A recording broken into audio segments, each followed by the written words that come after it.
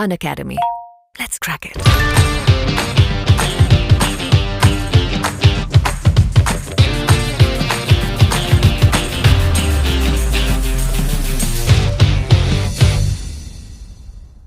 Hello everyone, welcome to study again the part of Unacademy.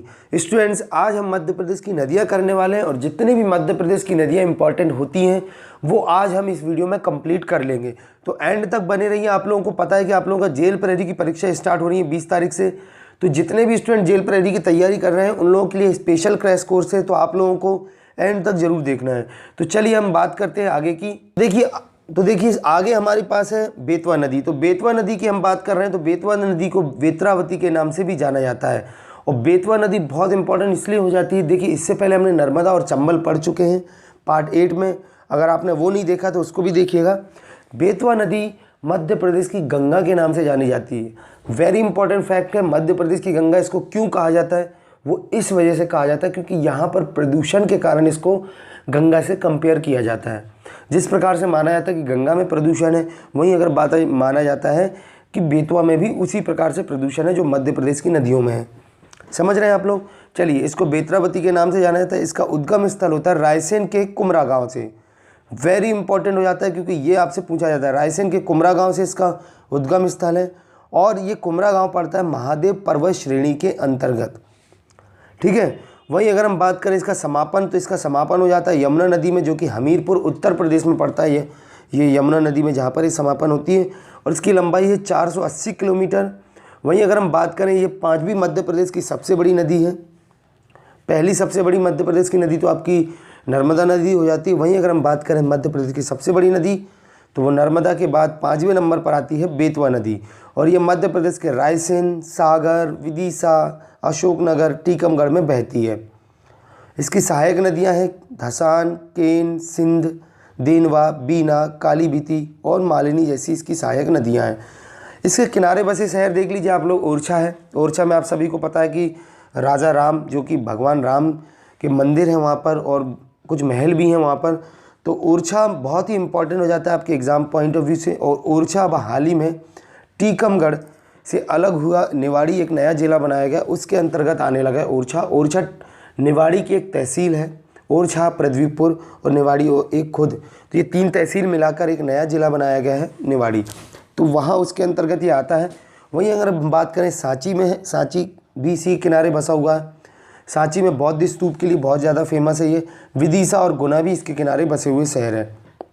अब अगर हम बात करें इसमें बने हुए कुछ बांध, तो देखिए यहाँ पर माता टीला बांध बना हुआ है, महारानी लक्ष्मीबाई सागर बांध जो कि शिवपुरी में है, और इसमें कुछ नहरें भी निकलती हैं जो कि भांडेर और हलाली नहर वेरी इंपॉर्टेंट हो जाती है। मध्य प्रदेश की गंगा भी इसको कहा जाता है प्रदूषण के कारण, अभी मैंने आपको बताया। और इसके साथ हम अगर बात करें, इतना ही काफ़ी आप लोगों को इस नदी के बारे में जानना, क्योंकि हम इस टॉपिक में क्रैश कोर्स चला रहे हैं और हमें जल्दी से जल्दी सारी चीज़ों को पूरे फैक्ट के साथ कवर करना है। तो नेक्स्ट हम बात करेंगे शिप्रा नदी की। तो देख लीजिए, बहुत ही सुंदर दृश्य दिख रहा है आप लोगों के सामने। ये है कुंभ का मेला। तो यहाँ पर सिंहस्थ लगता है, शिप्रा नदी में सिंहस्थ लगता है।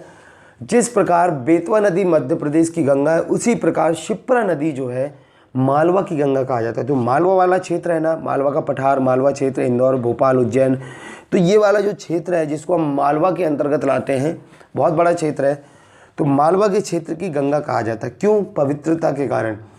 जिस प्रकार गंगा नदी पवित्र है, वहीं हम शिप्रा नदी को भी पवित्र मानते हैं, क्योंकि यहाँ पर कुंभ का मेला लगता है, जो कि सिंहस्थ के नाम से भी जाना जाता है। हर 12 साल में लगता है। बहुत ज़्यादा भीड़ रहती है दोस्तों। और यहाँ पर एक देखिए, भगवान शिव की एक जो है ज्योतिर्लिंग है, जिस 12 ज्योतिर्लिंग में से एक ज्योतिर्लिंग है ये। और आपको बता दें कि महाकालेश्वर, महाकाल के नाम से यहाँ पर प्रचलित है ये। अब इसका उद्गम स्थल होता है काकड़ी बागड़ी, इंदौर से। ठीक है, काकड़ी बागड़ी नाम की जगह है इंदौर, वहाँ से इसका उद्गम स्थल है। और ये चंबल में जाके मिल जाती है, तो इसका समापन चंबल में हो जाता है। इसका मतलब ये हुआ कि ये चंबल की सहायक नदी है। ठीक है, इसकी लंबाई 195 किलोमीटर।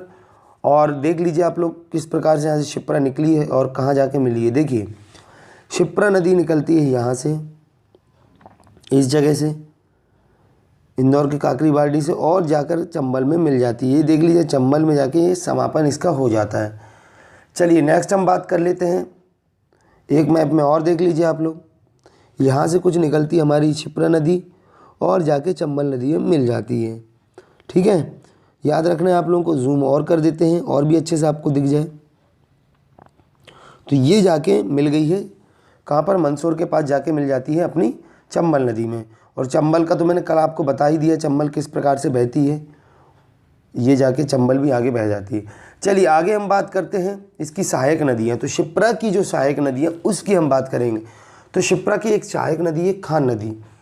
ठीक है, खान नदी इंदौर शहर के किनारे बसा हुआ है। खान नदी के किनारे इंदौर शहर बसा हुआ है, याद रखना है, ये परीक्षा में आता है। और खान नदी किसकी सहायक है? क्षिप्रा नदी की सहायक है भाई।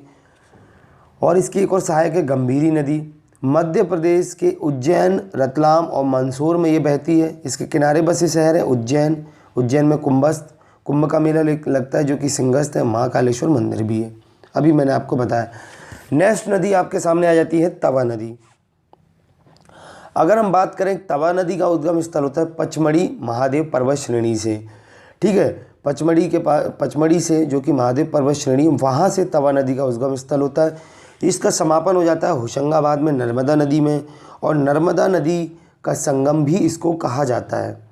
तवा और नर्मदा जहाँ पर मिलते हैं इसको नर्मदा तवा संगम भी कहा जाता है। अगर हम बात करें इसकी सहायक नदियाँ हैं तो मालिनी है, सुप्तवा भी है। मालिनी, सुप्तवा, देनवा इसकी सहायक नदियाँ हैं। किनारे बसे शहर तवा नगर और पचमढ़ी। देखिए तवा नदी पर आपको याद रखना है एक वेरी इंपॉर्टेंट फैक्ट है कि इस नदी पर मध्य प्रदेश का सबसे बड़ा सड़क पुल बना हुआ है।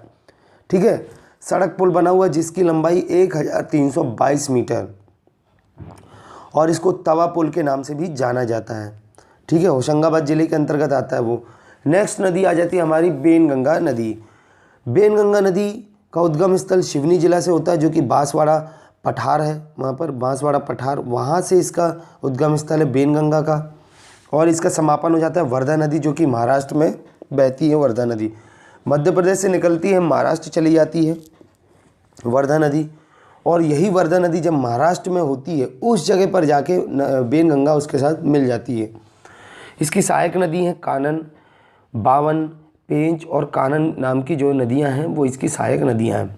वहीं अगर हम बात करें इसके किनारे में बसे शहर तो ये है बालाघाट। बालाघाट इसके किनारे में बसा हुआ शहर है। अपर बेनगंगा पर बना हुआ है संजय सरोवर परियोजना, संजय सरोवर बांध जो कि बालाघाट सिवनी के पास ये पड़ता है। अच्छा, अब वेरी इंपॉर्टेंट लगा लीजिए भैया, महाराष्ट्र में जब बेनगंगा नदी वर्धा नदी में मिलती है तो इनके दोनों के संगम को कहा जाता है प्राणहिता। फॉर एग्जाम्पल वर्धा नदी महाराष्ट्र में बह रही है और यहाँ से जाके पहुँच गई है वहाँ पे बेनगंगा, दोनों जाकर जहाँ पर मिलती हैं उस जगह को बोला जाता है प्राणहिता। ठीक है, इतना याद रखना है आपको। नेक्स्ट हम बात करेंगे केन नदी की। तो केन नदी को दीर्घवती और शक्तिमती के नाम से भी जाना जाता है। ठीक है, अगर इसकी उद्गम स्थल की हम बात करते हैं तो विंध्याचल पर्वत श्रेणी से निकलता है जो कि कटनी के पास पड़ता है।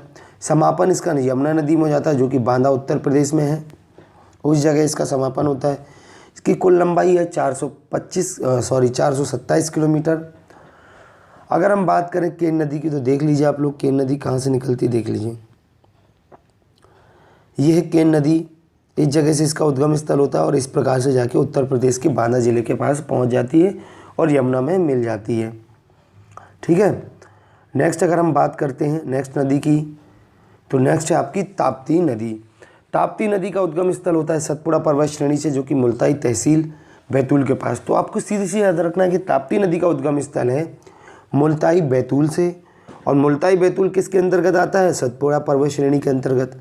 ठीक है, इसका समापन हो जाता है खंबात की खाड़ी में जो कि सूरत के पास गुजरात है। देखिए एकमात्र ये भी एक ऐसी नदी है चंबल के बाद नर्मदा नदी के बाद। देखिए नर्मदा नदी पूर्व से पश्चिम की ओर बहती है, ये नदी भी पूर्व से पश्चिम की ओर बहती है। नर्मदा नदी का समापन भी सूरत के पास खंबात की खाड़ी में हो जाता है, वहीं ताप्ती नदी का भी समापन सेम टू सेम वैसा ही होता है। ठीक है, तो ये इंपॉर्टेंट फैक्ट है, नर्मदा और ताप्ती दोनों एक दूसरे के पैरेलल बहती हैं। पैरेलल मतलब कि एक दूसरे से पैरेलल। ठीक है, इसकी लंबाई है 724 किलोमीटर। मध्य प्रदेश, महाराष्ट्र और गुजरात में ये बहती है।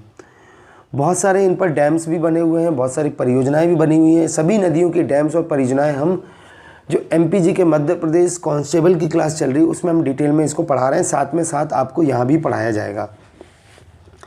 इसकी सहायक नदियाँ देखिए पूर्णा, शिवा और बोरी नाम की नदियाँ जो है इसकी सहायक नदियाँ हैं। ये भी नर्मदा नदी के समान पूर्व से पश्चिम की ओर बहती है। अभी मैंने आपको बताया ये भी एस्चुरी बनाती है। ताप्ती नदी के समीप मुल्ताई बुरहानपुर शहर है और इसमें कुछ परियोजना है, अपर ताप्ती, लोअर ताप्ती परियोजना, जो कि मध्य प्रदेश महाराष्ट्र की संयुक्त परियोजना है। नेक्स्ट नदी हमारे सामने आ जाती है सोन नदी। सोन नदी को स्वर्ण नदी के नाम से भी जाना जाता है। क्यों जाना जाता है इसको स्वर्ण नदी? क्योंकि इसकी जो रेत है वो चमकती है सोने की तरह। इसकी जो रेत है वो पीले कलर की होती है, सोने की तरह चमकती है, तो इसी वजह से इसको कहा जाता है स्वर्ण नदी। इसको स्वर्ण रेखा के नाम से भी जाना जाता है स्टूडेंट्स। ठीक है, यहाँ पे लिखा नहीं है लेकिन आप लोग नोट कर लीजिएगा। उसका उद्गम स्थल होता है अमरकंटक अनूपपुर से इसका उद्गम स्थल होता है। जिस प्रकार से नर्मदा नदी का होता है वहीं से इसका भी उद्गम स्थल होता है, वहाँ से पास से ही इसका उद्गम स्थल होता है। अगर इसकी समापन की बात करें तो ये गंगा नदी में जाकर मिल जाती है। पटना के पास दीनापुर नामक स्थान है, वहाँ पर जाकर पटना में दीनापुर नामक स्थान पर जाकर गंगा नदी में जाकर मिल जाती है। तो सोन नदी देखिए आप लोग एक ट्रिक से याद रख सकते हैं, भाई सोना है स्वर्ण, तो सोना कितना चमकता है, इतना कीमती होता है। अगर कीमती चीज़ है तो नॉर्मल सी बात है गंगा नदी में मिलेगा। गंगा भी हमारे पूरे भारत की एक सोने के समान चमकने वाली नदी है। मतलब मैं आपको एक समझाने का एक तरीका बता रहा हूँ। तो ये स्वर्ण नदी जाके किस में मिल जाती है? गंगा नदी में। इसका इतना बढ़िया इसका किस्मत है कि जाके गंगा नदी में मिलती है। तो इस वजह से आप लोग याद रख सकते हैं। कैसे याद रखने का तरीका है वो मैंने आपको यहाँ पर बता दिया। और इसकी लंबाई है 780 किलोमीटर। वेरी इंपॉर्टेंट, 780 किलोमीटर इसकी लंबाई है। इसकी सहायक नदी है जोइला और रिहंद, इसकी सहायक नदियाँ हैं। तो देख लीजिए स्वर्ण नदी कैसे निकलती है अपनी सोन नदी। यहाँ से इसका उद्गम स्थल होता है, जाते हुए निकलती है जाकर गंगा में मिल जाती है दीनापुर के पास। चलिए नेक्स्ट हम बात करते हैं। ये मध्य प्रदेश के उत्तर प्रदेश और सोनभद्र तथा बिहार में बहती है। तो यहाँ पर एक परियोजना भी है, वो भी मैं आपको जब परियोजना पढ़ाऊँगा तो बहुत इंपॉर्टेंट हो जाएगा। परियोजना इसमें देख लीजिए बाण सागर परियोजना है, शहडोल जिले के देवलोन पर स्थित है। इसमें बाण सागर परियोजना शहडोल जिले में। नेक्स्ट हम बात करते हैं काली सिंध की। तो काली सिंध नदी का उद्गम स्थल होता है बागली गांव देवास, जो कि विंध्याचल पर्वत श्रेणी के अंतर्गत आता है। बागली गांव देवास ही आपको याद रखना है। अगर पर्वत श्रेणी पूछी जाती तो वो आप फिर विंध्याचल पर्वत श्रेणी बता सकते हैं। समापन इसका होता है चंबल नदी, जो कि राजकोट राजस्थान के पास पड़ता है। कोटा राजस्थान में इसका समापन होता है चंबल नदी में काली सिंध का। तो इसका मतलब ये है कि काली सिंध किसकी सहायक नदी है? चंबल नदी की सहायक नदी है। और कहाँ जाकर मिलती है? चंबल में, कोटा राजस्थान में जाकर मिलती है। इसकी लंबाई है 150 किलोमीटर और शाजापुर एवं राजगढ़ में बहती है ये नदी। अगर हम बात करें सिंध नदी की, तो सिंध नदी देख लीजिए अच्छा काली सिंध और सिंध में कन्फ्यूज़ नहीं होना। काली सिंध अलग नदी है और सिंध एक अलग नदी है। ठीक है, विदिशा के सिरोंज नामक स्थान से इसका उद्गम स्थल होता है, विदिशा जिले से होता है। और चंबल की ये सहायक नदी है। ये पालपुर कूरो अभ्यारण्य से बहती है। पालपुर कूरो अभ्यारण्य अब अभ्यारण्य नहीं रह गया है, ये राष्ट्रीय उद्यान बना दिया गया है। तो ये भी आप फैक्ट याद रखिएगा, मध्य प्रदेश में पालपुर कूरो राष्ट्रीय उद्यान बना दिया गया है। ये यहाँ पर एक खासियत ये है पालपुर कूरो की कि यहाँ पर बब्बर शेर लाए गए थे गुजरात से। गुजरात के गिर नामक राष्ट्रीय उद्यान से यहाँ पर अब वो लाए गए थे बब्बर शेर, और बब्बर शेर लुप्त प्राय ना हो जाए इस वजह से इनका यहाँ पे प्रजनन केंद्र भी बनाया गया है। नेक्स्ट हम बात करते हैं पार्वती नदी की। तो पार्वती नदी जो है सीहोर जिले से निकलती है। इसका समापन गुना और चंबल से होता है। समापन जो है इसका चंबल में हो जाता है। चंबल की सहायक नदी है पार्वती नदी और गुना में समापन होता है इसका। अच्छा, इसी के साथ आगे बढ़ने से पहले आप सभी से रिक्वेस्ट करना चाहूँगा, अगर आप नए हैं चैनल में तो प्लीज़ हमारे चैनल को सब्सक्राइब कीजिए दोस्तों। देखिए दोस्तों, ऐसा है आप लोग सब्सक्राइब करते हैं हमारा कॉन्फिडेंस बढ़ता है। सब्सक्राइब करने के बाद वीडियो को लाइक शेयर जरूर करें, क्योंकि जेल प्रहरी की परीक्षा आपके कुछ ही दिनों में, एक हफ्ते बाद स्टार्ट हो जाएंगी। तो आपके पास समय कम है और हम पूरा कोर्स कंप्लीट कराएंगे आपका एमपी जीके का। डेली 2-2 वीडियो अपलोड होंगी आप लोगों की, और हो भी रही हैं। बहुत सारी 8 क्लासेस हो चुकी हैं। जल्दी से जल्दी सब्सक्राइब कीजिए और शेयर भी करते रहें। चैनल में बने रहें आप लोग। एमसीक्यू की शाम को 6 बजे क्लास चलती है आपकी एमपीजी के एमसीक्यू की, और एमपीजी के और भी ज़्यादा डिटेल में पढ़ना है तो 5 बजे शाम को रहती है क्लास, है ना, वो भी अटेंड करना है आपको। देखिए नेक्स्ट बात करते हैं हम शक्कर नदी। तो शक्कर नदी का उद्गम स्थल होता है नरसिंहपुर जिला से, और इसकी सहायक, ये किसकी सहायक नदी है? नर्मदा नदी की सहायक नदी है। इसका मतलब शक्कर नदी भी जाकर नर्मदा में मिल जाती है। नेक्स्ट हम बात करेंगे वर्धा नदी की। तो वर्धा नदी का उद्गम स्थल होता है बैतूल की मलताई वर्धन शिखर से, और ये भी सहायक नदी है किसकी? बेनगंगा की सहायक नदी है। ये बेनगंगा में जाकर मिल जाती है वर्धा नदी। नेक्स्ट हम बात करेंगे, हमारी नेक्स्ट अगली नदी है हमारी गार नदी। तो गार नदी का उद्गम स्थल होता है सिवनी से और समापन हो जाता है नर्मदा में। तो गार भी किसकी सहायक नदी है? नर्मदा की। नेक्स्ट हम बात करेंगे कुंवारी नदी की। तो कुंवारी नदी का उद्गम स्थल शिवपुरी पठार से होता है और समापन सिंध नदी में हो जाता है, और ये चंबल के समांतर बहती है। याद रखना है, परीक्षा में पूछा जाता है कि चंबल के समांतर कौन सी नदी बहती है? तो कुंवारी नदी बहती है। समापन सिंध नदी मैंने आपको बता दिया। वहीं अगर हम बात करें बीहड़ नदी, तो बीहड़ नदी रीवा के पठार से निकलती है और टोंस की सहायक नदी है। ये टोंस में जाकर मिल जाती है। बीहड़ नदी पर चचई जलप्रपात बना हुआ है जो कि मध्य प्रदेश का सबसे ऊंचा नहीं है। ठीक है, मध्य प्रदेश का सबसे ऊंचा नहीं है। तो चचई जलप्रपात जो बना हुआ है मध्य प्रदेश का दूसरा सबसे ऊंचा जलप्रपात है। बीहड़ नदी में है ये चचई जलप्रपात। याद रखना है कि मध्य प्रदेश का सबसे बड़ा जलप्रपात कौन सा है? मध्य प्रदेश का सबसे बड़ा जलप्रपात है मध्य प्रदेश का आपका बहुटी जलप्रपात। यहाँ पर जो मैंने ये कैंसिल कराया ना, इसको कैंसिल कर लेना बेटा। बहुटी याद रखना है अब आपको। बहुटी हो गया नंबर 1 पर मध्य प्रदेश का फर्स्ट पोजीशन पे सबसे बड़ा जलप्रपात, बहुटी जलप्रपात। ठीक है, तो ये स्टूडेंट्स आपको नया फैक्ट है, याद रखना। बहुटी पहले नंबर पर है और दूसरे नंबर पर बीहड़ आ गया। कई किताबों में आपको बीहड़ दिया होगा, लेकिन नहीं, बिल्कुल भी स्टूडेंट आपको बीहड़ याद नहीं रखना है। ठीक है, बीहड़ नदी पर चचई जलप्रपात बिल्कुल भी याद नहीं रखना है। चचई बिल्कुल नहीं है। पहले नंबर पर आपका आ चुका है बहुटी जलप्रपात। बहुटी जलप्रपात की ऊंचाई याद रख लीजिए 142 मीटर है।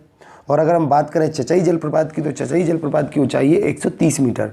समझ रहे हैं ना आप लोग? तो चचई अब दूसरे नंबर पर, 130 मीटर के साथ चचई दूसरे नंबर पर, और पहले स्थान पर आ चुका है आप लोगों का बहुटी जलप्रपात। इसी के साथ आपको बहुत इंपॉर्टेंट फैक्ट बता रहा हूँ मैं, एंड तक आप लोग देखते रहें। देखिए दोस्तों, पूरी जानकारी ध्यान से देखिएगा। अनअकैडमी एप्लीकेशन पर आप लोगों की लाइव क्लासेस चल रही हैं और लाइव टेस्ट भी चल रहे हैं। अनअकैडमी एप्लीकेशन डाउनलोड कर लीजिए। कैसे डाउनलोड करना है? प्ले स्टोर में जाके आपको डाउनलोड करने के बाद यहाँ पर जब आपको डाउनलोड हो जाएगा, आप अपने मोबाइल नंबर से एंटर हो जाएंगे, तो आप लोगों को सिलेक्ट करना है। यहाँ पे 3 लाइनिंग दिखेंगी, MPPSC व्यापम आपका गोल सेलेक्ट करना है। फ़ायदा बता रहा हूँ क्या है इसका, आप देख समझिए। पहले मैं आपको जो भी जानकारी बता रहा हूँ इसका फ़ायदा है बहुत ज़्यादा आप लोगों को। MPPSC व्यापम सेलेक्ट करने के बाद आप लोग अपना गोल, यहाँ पर वेरियस क्लासेस मिल जाएंगी, प्लस कोर्सेज, फ्री कोर्सेज और स्पेशल क्लासेस भी मिल जाएंगे आपको अनअकैडमी एप्लीकेशन में। इसी के साथ आपको बात करें कि फ्री क्लासेस जो आपको मिलेंगी अनअकैडमी में, यहाँ पर आपको फ्री लाइक डेमो क्लासेस मिल जाएंगी आप लोगों को, और आप लोग नोट्स भी डाउनलोड कर सकते हैं। अभी मैं आपको फीचर्स भी बताऊँगा थोड़ा सा। लाइव टेस्ट भी आपको मिल जाएंगे। लाइव टेस्ट आपको रेगुलर रहते हैं, जो कि आपके परीक्षा के लिए बहुत इंपॉर्टेंट हो जाएंगे, और आप लोग अपना आंसर्स भी एनालाइज कर सकते हैं, आपके आंसर्स कहाँ पर गलत है कहाँ पर सही है। देखिए, लाइव डेमो क्लासेस जो आपकी चल रही हैं उसके फीचर्स क्या हैं, फ़ायदे क्या हैं।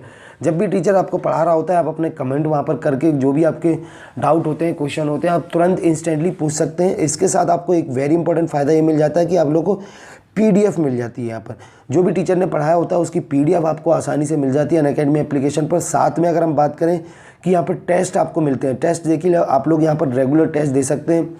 डेली टेस्ट रहते हैं अनअकैडमी एप्लीकेशन पे। हमारे चैनल पे भी कोड बताया जाता है, तो आपको टेस्ट भी अटेंड करना है। ठीक है, टेस्ट आप मॉक टेस्ट दे सकते हैं, आप अपना स्कोर देख सकते हैं, सॉल्यूशन चेक कर सकते हैं कि क्या आपका गलत रहा, क्या सही रहा, आपकी रैंक क्या रही है, और बहुत सारे मॉक टेस्ट भी आपको अनअकैडमी एप्लीकेशन पर मिल जाएंगे। अगर हम बात करें कि यहाँ पर देखिए 2 प्रकार के कोर्सेज चलते हैं, एक फ्री कोर्सेज रहते हैं, एक प्लस कोर्सेज रहते हैं। तो फ्री क्लासेस जो आपकी रहती हैं वो लिमिटेड यहाँ पर कोर्स कवर कराया जाता है। ओकेशनली प्रैक्टिस सेट होते हैं, PDF भी मिल जाते हैं आपको, लेकिन ओकेशनली मिलते हैं, और लिमिटेड डाउट सॉल्यूशन होते हैं। वहीं अगर हम बात करें प्लस कोर्स की, तो प्लस कोर्स में आपको बहुत सारे फ़ायदे हैं दोस्तों। देखिए, प्लस कोर्स अगर आप परचेज़ करते हैं तो आप लोगों को कंप्लीट सिलेबस कंप्लीट कराया जाएगा, अनलिमिटेड प्रैक्टिस सेट मिलेंगे, अनलिमिटेड PDF नोट्स। सबसे इंपॉर्टेंट बात कि आपको जो डाउट रहेंगे वो भी आपके एजुकेटर, आपके डाउट भी सारे टॉप एजुकेटर क्लियर करेंगे। अब ये प्लस कोर्स कैसे लेना है वो हम बात करेंगे, लेकिन उससे पहले मैं आपको बता दूं कि इसमें एडिशनल फीचर्स भी आपको मिलेंगे। कि एक वर्चस्व नाम की मैगजीन है जो कि अनअकैडमी द्वारा निकाली गई है। यहाँ पर आपको करंट अफेयर मैगजीन मिल जाएंगी। देखिए, वर्चस्व एक करंट अफेयर की मैगजीन है। ठीक है, तो यहाँ पर आपको जो भी परीक्षाओं में आजकल आपने देखा होगा करंट अफेयर बहुत ज़्यादा पूछा जाता है। तो यहाँ पर देखिए अनअकैडमी बहुत ही अच्छा प्लेटफॉर्म है। आप लोगों को यहाँ से एक मैगजीन मिलेगी वर्चस्व नाम की, और प्रैक्टिस टेस्ट भी आपको यहाँ पर मिल जाएंगे अनअकैडमी में। अगर आप अनअकैडमी प्लस कोर्स खरीदते हैं तब आपको ये सारी फैसिलिटी मिलेगी वर्चस्व यह का। देखिए आप लोग देख सकते हैं यहाँ पर बहुत सारे कोर्सेज स्टार्ट हो चुके हैं ऑलरेडी और इनकी डेट्स भी दी हुई, तो आप लोग देख लीजिए कहाँ पर कौन सा कोर्स स्टार्ट हो रहा है, फटाफट आप लोग ज्वाइन कर लीजिए। किस प्रकार से आपको ज्वाइन करना है, देखिए यहाँ पर 1 महीने से लेके आपको मिलेगा 24 महीने तक के कोर्सेज़। अगर आप अनअकैडमी प्लस कोर्सेज़ खरीदते हैं 1 महीने से लेकर 24 महीने के कोर्सेज़, तो जो भी आप कोर्स खरीदेंगे उसमें आपको स्पेशल डिस्काउंट मिलेगा।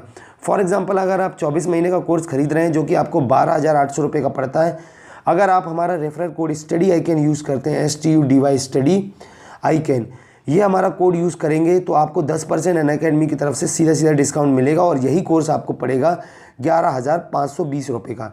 देख लीजिए कितना ज़्यादा फ़ायदा आपको। जब भी आप लोग स्टडी आइकन का कोड यूज़ करेंगे तो आप लोगों को 10% डिस्काउंट मिल जाएगा स्टूडेंट्स, और आप लोग फटाफट ये प्लस कोर्स खरीद लीजिए, बहुत ही इंपॉर्टेंट है आप लोगों के लिए परीक्षा के लिए। इसी के साथ इस वीडियो को हम यहीं समाप्त करते हैं और आई होप आप लोग रेगुलर क्लास अटेंड कीजिए, क्रैश कोर्स है आप लोगों के लिए, ठीक है। वीडियो को यहीं समाप्त करता हूँ। जय हिंद दोस्तों।